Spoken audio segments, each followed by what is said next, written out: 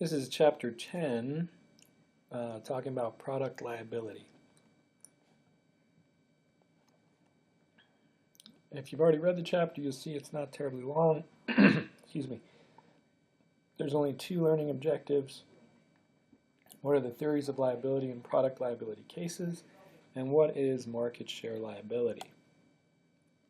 So for the first hypothetical, halftime in the football game on a Sunday afternoon means time for food at Charlie Masterson's house.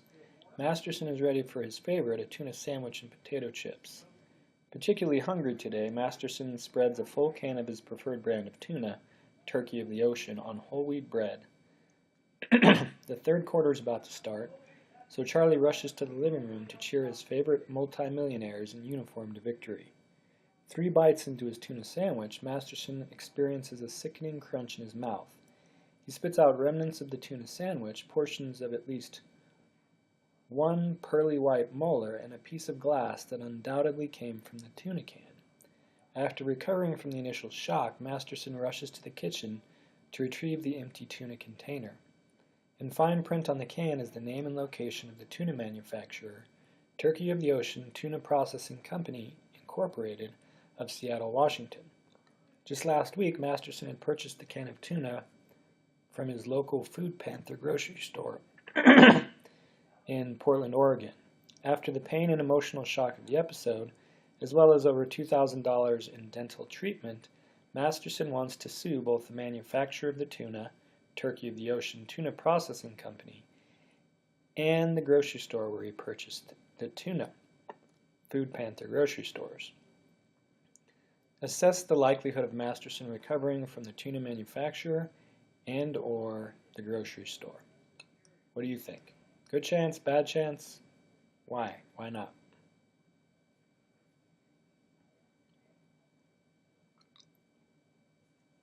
Hypothetical case 2.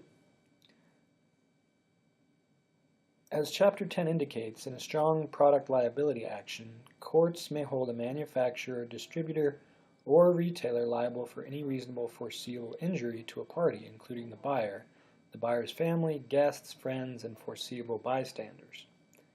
In a strict product liability lawsuit, the actions of the manufacturer or seller are irrelevant. Duty and breach of duty are also irrelevant. Instead, strict liability focuses on the product. The sole issue before the court in a strict liability action is whether the product that injured the plaintiff was in an unreasonably dangerous, defective condition when it was sold. As part of the plaintiff's burden of proof in a strict liability product action, should not the plaintiff be required to demonstrate fault, for example, negligence or recklessness, on the part of the defendant in the design, manufacture, and or sale of the product? Why do you think so, or why do you not think so?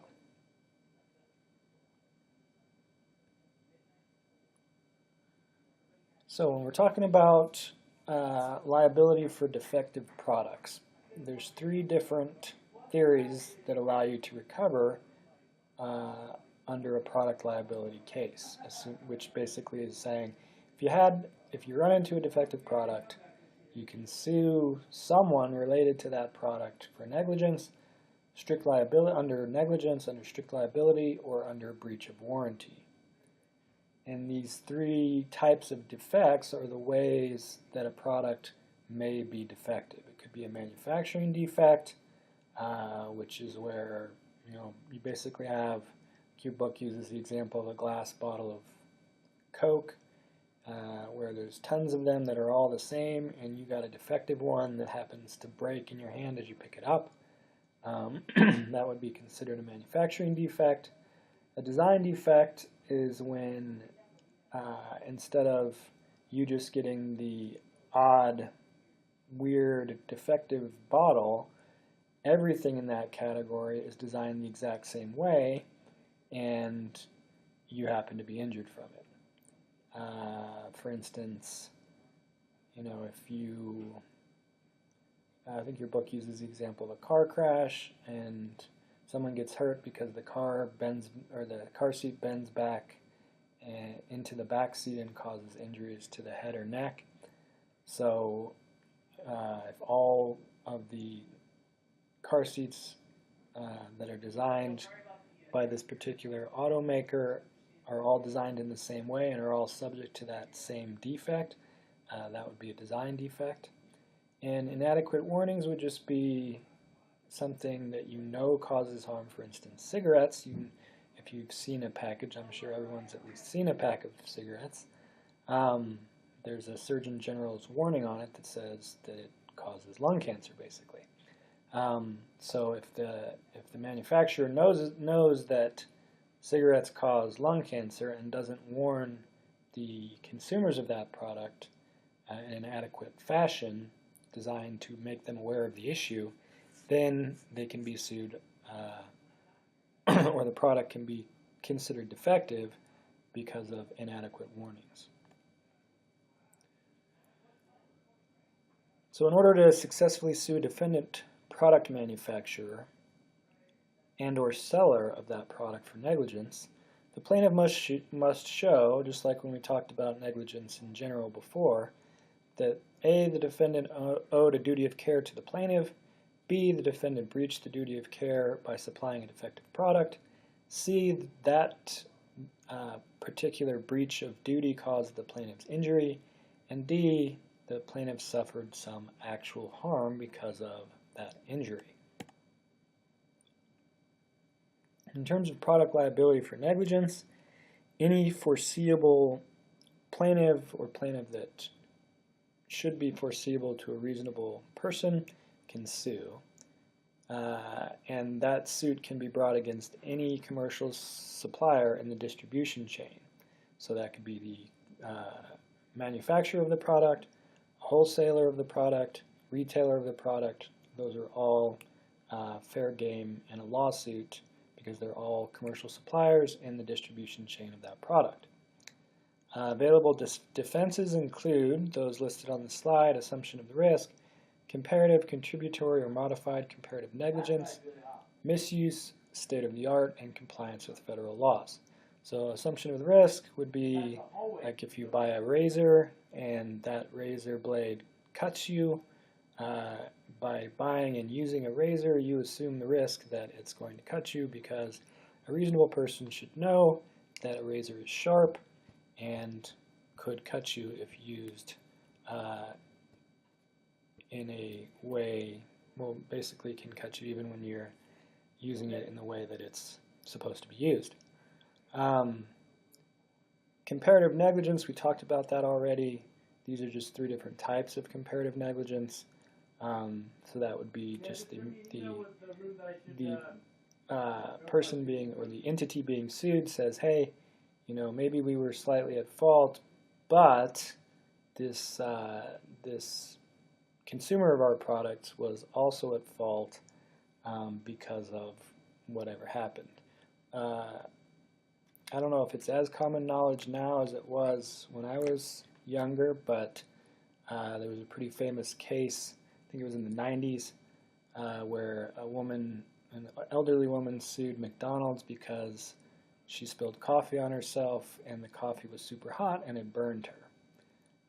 So she did end up recovering a lot of money because of that, and there were some other facts that made it slightly less I don't know what the word is here, slightly less frivolous than you might think, that lawsuit. But the court did find that the elderly woman had been comparatively negligent, and so reduced the damages awarded to her by her share of the negligence. Misuse would just be, for instance, hey, if I don't even know, I'm trying to think of a good example of misuse. It's just when you are using the product wrong, basically. If you use the product in an incorrect way, in a way that it wasn't supposed to be used, then obviously you can't really, or you can, the manufacturer or the seller of the product could say, hey, this was not an intended use of the product, this person used it in a way that constitutes misuse, so they shouldn't be able to collect. State of the art is just the defendant commercial supplier saying, hey, we did the very best that was humanly possible at the time of providing this product. We used all of the state-of-the-art technology that would make it the least likely to be defective, and sometimes that works to defend against a negligence case. Compliance with federal laws is just like it sounds, argument being, hey, we complied with all the necessary laws, so they shouldn't be able to recover. Obviously, that none of those are concrete, hey, if I bring this up, I'm definitely going to win, but these are various ways that have been successfully used to defend against negligence. So in the case of a negligence suit for product liability, you are able to recover for personal injuries and damages to property.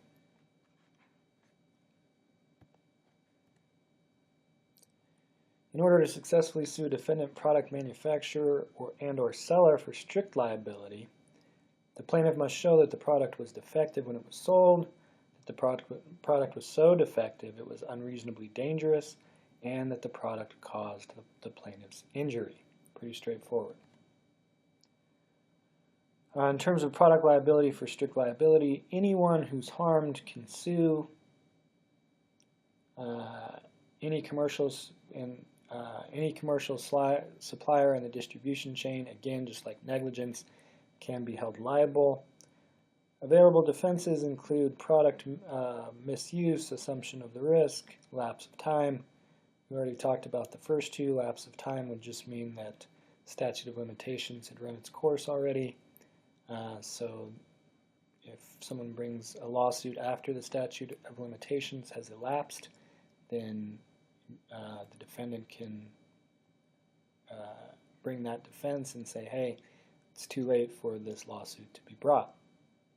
And again, if we haven't talked about this already, the whole purpose of the statute of limitations is to ensure that it is that the defendants are in a fair position to defend themselves, and the theory is that if you bring a really old case, maybe not all of the potential facts would come to light because paperwork might have no longer been kept, or whatever the case may be, forcing someone to try to think back 30 years or go back in time and try to figure out what happened makes it difficult for a fair outcome.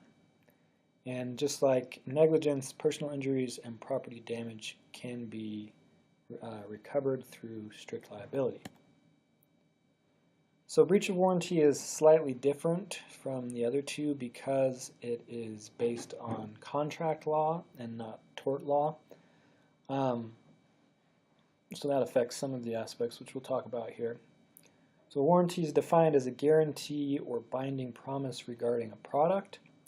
In terms of product liability for breach of warranty, and there are a couple of different types of warranty which we'll look at in the coming slides, the injured party must be the buyer, the buyer's family, or the buyer's guests. So this is the term privity comes up here, so that's usually in reference to contracts. Privity of contract means that you're part of one side or the other of a contract. Available defenses include assumption of the risk, which we've talked about, product misuse, which we've talked about, and disclaimer. So this would be, okay, as part of the contract to buy this product, the seller has made a disclaimer saying, hey, XYZ type of warranty is not included in this deal. And you'll see what I mean better when we look at the different types of warranties here. Only damages that are recoverable from a breach of warranty case would be economic damages. Again, that stems from this being a part of contract law. So first type of warranty we'll look at would be express warranty, which means like a declared or written type of warranty. A plaintiff must show in that case that part of the bargain or the contract was some type of representation on the part of the seller, and that the seller in fact breached that representation. So they made claims about it. For instance, if they said, hey, this boat will be able to withstand hurricane force winds on the open ocean, and the plaintiff goes out on the open ocean and the boat sinks in a hurricane because it was not able to withstand those winds, then that could be a case of breach of that representation. So this is a little tricky determining what. I mean, most of the times when cases like this are brought, there's a determination of when a representation was actually made. Very rarely would you see, as part of the contract, the seller saying, hey, this is a guarantee that this will work for whatever, or this will last for however long, or you won't be injured because in this situation, because this product is so good or so effective. Usually the cases would be, oh, maybe these were mentioned in passing, but not really part of the bargain. Maybe it was kind of an obscure reference to a representation, and the buyer, who was later injured, is trying to find a way to bring a lawsuit against the seller. Next warranties we'll look at here are the implied type of warranty. So you have an implied warranty of merchantability and an implied warranty of fitness for a particular purpose. So the implied warranty of merchantability guarantees that the subject goods are fit for the purposes for which they are typically sold and used. In other words, the goods are fit for ordinary use of that type of good. In order to prevail on an implied warranty of fitness for a particular purpose theory, the plaintiff must show that the seller had knowledge of the customer's specific purpose, and that the plaintiff relied upon the seller's expertise to select a product that would satisfy the plaintiff's particular use for the product. So in this case, again, going back to the boat example, let's say someone goes in, I don't even know how big yachts and boats are sold, probably never will, but let's say someone goes into wherever those types of things are sold and says, hey, I need a boat that is going to allow me to traverse the entire globe, and that is going to be able to withstand any types of storms or winds that I face on the ocean. And then the seller of the boat leads him or her to a particular boat and says, this boat will meet your criteria, and that would be an implied, even if the seller has never actually said, hey, this boat will stay afloat, not sink, etc. during a hurricane. If you've explained your needs and the seller says this will work for your needs, that would be implied warranty of fitness for a particular purpose. So just as kind of an aside, in most cases the plaintiff can identify the manufacturer of a defective product that caused whatever injury is at issue. Sometimes, though, some plaintiffs may not learn of their injuries until many years after the injury occurs. By this time, as we talked about before with the statute of limitations, as time passes, it's more difficult to get at the actual facts of the case. So the plaintiffs, because of time, may not be able to trace the product to any particular manufacturer. Often a number of manufacturers produce the same product, and the plaintiff would have had no idea whose product had been used in their particular instance. Plaintiff may have used even more than one manufacturer's product at that time. According to the market share liability theory, when plaintiffs cannot trace a product to any particular manufacturer, and several manufacturers produce the same product, the court may impose a portion or percentage of the fault on a number of manufacturers. So the book, as an example, talks about a drug that was taken during pregnancy. I think it was an anti-nausea drug or something similar, and taken for, many people used it for several years until it was taken off the market when it was found to be to be causing some significant issues with the kids of these mothers as they grow up. So a lot of times for that particular product, you wouldn't see the issue at play or the health issue that's caused to the children until maybe 15 or 20 years after the product had been used. So obviously, if you 15 or 20 years later, if this is a prescription product and maybe you're just, maybe it's produced by a number of different producers, and obviously most people don't investigate deeply into who's producing the drugs they get. They just go get their prescription filled, and whatever's in there is in there. So in that case, nearly impossible to go back and pick which manufacturer of the drug had actually produced the pills taken by this individual person. So this was came out of a California Supreme Court case where the court basically said, hey, it's not fair to punish any one individual manufacturer if we don't know for sure it was them. It's also not fair that the plaintiffs go without any type of compensation for their injuries, because it's known that injuries are caused by this drug, and so each person or each manufacturer who made this drug was basically committing a tort by producing drugs that caused these harms. So it's the compromise that the California Supreme Court came up with is this market share liability theory, where they basically look at everyone who manufactured the drug at that period of time, look at how much market share they had. So of, let's say 10 million pills were being consumed each year, and one manufacturer produced 5 million, one manufacturer produced 3 million, and two manufacturers produced 1 million. So you would go to court and you would get your judgment, assuming you could prove whatever you needed to prove, and then the payment of those damages would be divided by the respective control of the market during that time period of these different manufacturers. So the first one would owe 50% of it, the second one 30%, and the last two would each owe 10% of the judgment.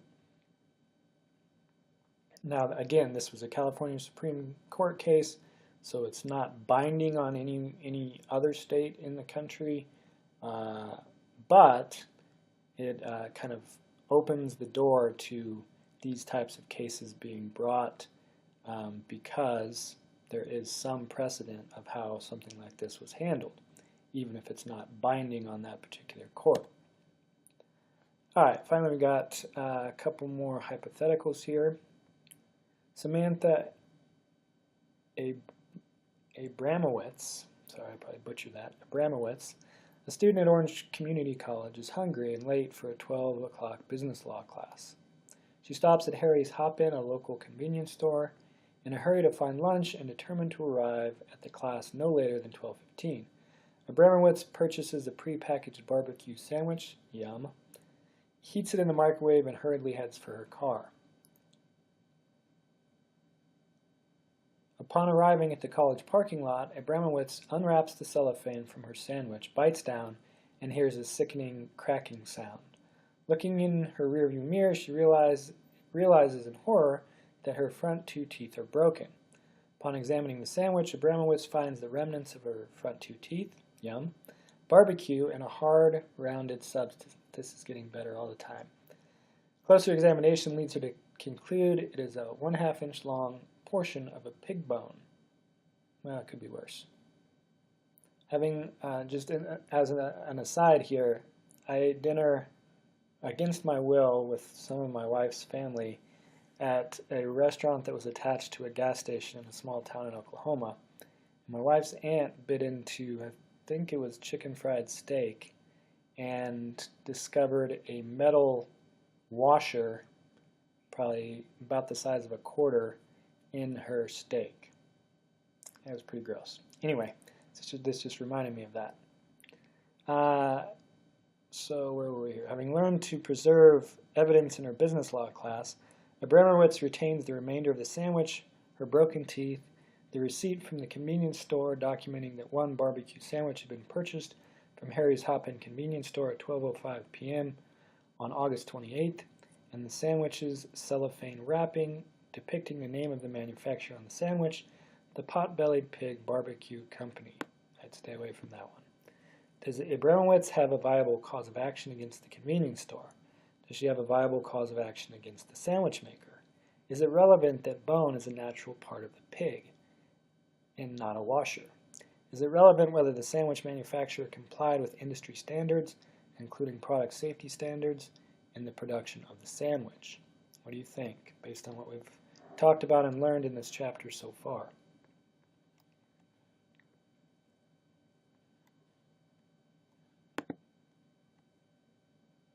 Finally, we've got hypothetical case 4.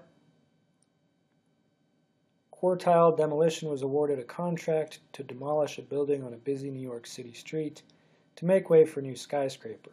During the demolition of the building, the chain holding the wrecking ball broke loose. The wrecking ball's momentum sent it into a neighboring building where it knocked a large hole in a space that contained a daycare center. One child was killed and several others were injured by flying debris. Is this a case of negligence or strict liability? Explain in detail why you think that would be. Again, you don't have to explain. To me, just give it some thought. Go a little deeper than just, oh, it's negligence or strict liability. Why? Or justify your selection in your own mind there.